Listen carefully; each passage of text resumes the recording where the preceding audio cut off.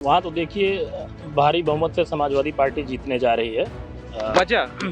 वजह ये है कि वहाँ के जो निवर्तमान सांसद हैं, उन्होंने यहाँ विकास के रूप में कुछ भी नहीं किया। अभी कुछ दिन पहले हमने वहाँ सड़क बनाने के लिए एक धरना प्रदर्शन भी बड़ा किया हुआ था। भारतीय जनता पार्टी की जो कौशाम्बी सीट है, एक तो वो अपने अंतर विरोध और अंतर कलह का शिकार है। जहाँ तक वहाँ के विकास का सवाल है, वहाँ पे दो ही विकास पुरुष हैं, केशव मौर्य जी और इंजीश सरोज।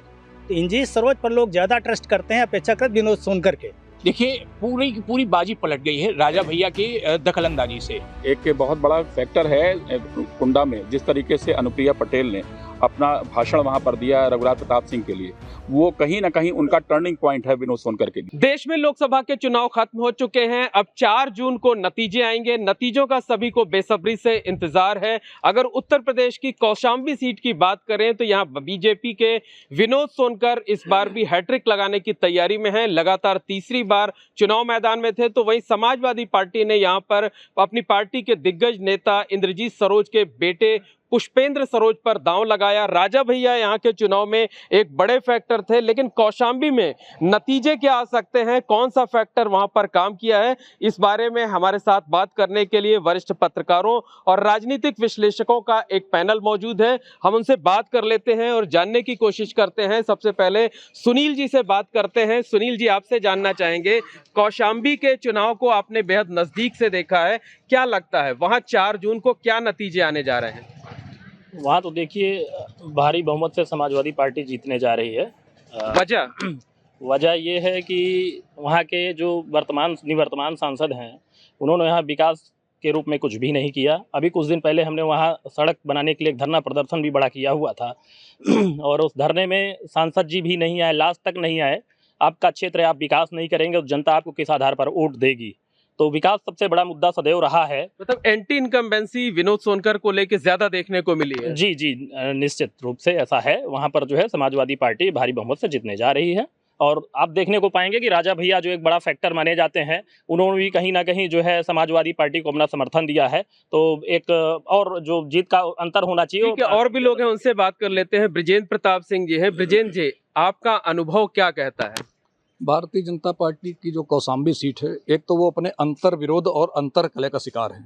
विनोद सोनकर को टिकट मिलेगा कि नहीं मिलेगा ये आखिरी तक तय नहीं था और वो भाजपा में जीते कि वो टिकट पाए, लेकिन जनता के बीच उनकी जीत फंसी हुई है। जाति के समीकरण है, विकास जो हुआ है होता है, ऐसा नहीं कि विकास नहीं हुआ है, विकास खूब हुआ है, लेकिन विकास बहुत किनारे हो गया।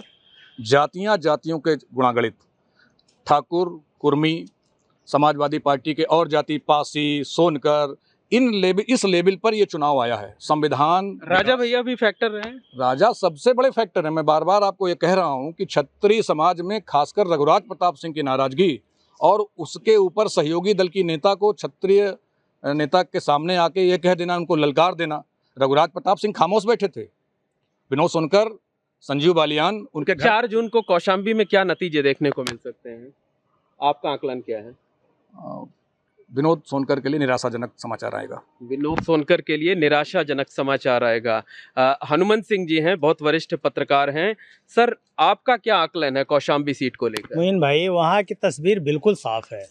जब कौशाम्बी जनपद नवसृजित जनपद हुआ तो वहाँ के सबसे बड़े विकास पुरुष माने गए इंजीश सरोज, और इंजीश सरोज का एक इकलौता लड़का है पुष्पेंद्र, जो वहाँ सपा का कैंडिडेट है।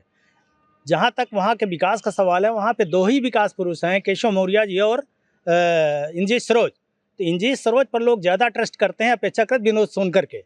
और ये मंझनपुर जब चुनाव हुआ असेंबली का, तो उसमें जनता ने बता दिया कि इंजीश सरोज वहाँ के लिए कितने मायने हैं। और इस बार मतदान हुआ है, उससे सबसे ज़्यादा मंझनपुर सीट पर मतदान हुआ है। इसलिए हैट्रिक लगाना विनोद सोनकर के लिए बड़ा मुश्किल हो रहा है। मतलब पुष्पेंद्र सरोज जीत सकते हैं? पुष्पेंद्र सरोज की जीत लगभग क्लियर है।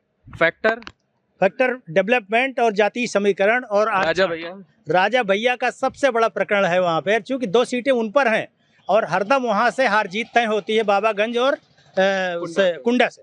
विनोद पांडे जी, ये बताइए कि राजा भैया इस चुनाव में कौशाम्बी की सीट पर कितने बड़े फैक्टर साबित हुए हैं? देखिए पूरी की पूरी बाजी पलट गई है राजा भैया की दखलंदाजी से।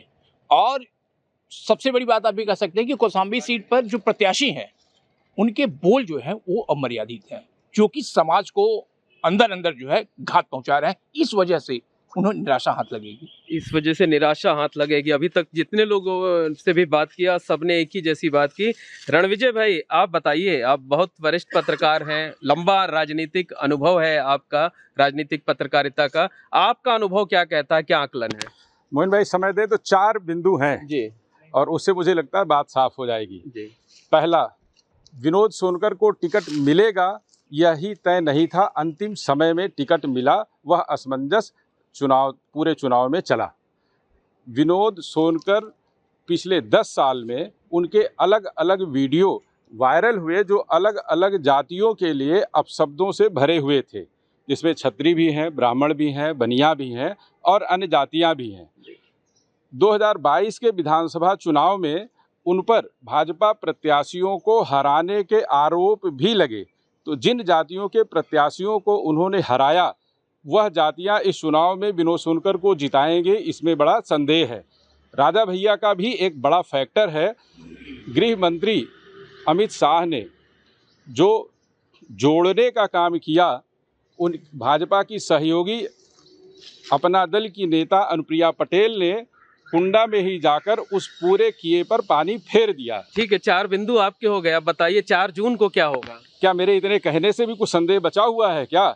विनोद सोनकर के लिए बेहद मुश्किल है चुनाव जीतना। हालांकि जो परिणाम आएगा वह 4 को आएगा, लेकिन विनोद सोनकर के लिए जीतना बेहद मुश्किल है। राजीव जी, आप इन लोगों की बात से सहमत हैं? बिल्कुल, एक बहुत बड़ा फैक्टर है कुंडा में, जिस तरीके से अनुप्रिया पटेल ने अपना भाषण वहां पर दिया रघुराज प्रताप सिंह के लिए, वो कहीं ना कहीं उनका टर्निंग पॉइंट है विनोद सोनकर के लिए। आप इधर आ जाइए भैया, आप बताइए कि आपका क्या आकलन है?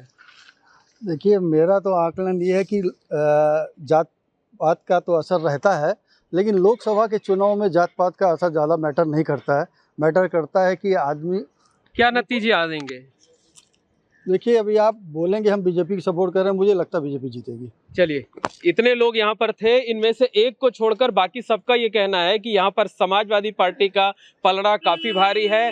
राजा भैया एक बड़े फैक्टर साबित हुए हैं कौशाम्बी के चुनाव में, और राजनीतिक विश्लेषकों का मानना है कि ये सीट बीजेपी के हाथ से निकल गई है और समाजवादी पार्टी यहाँ पर जीत दर्ज कर सकती है।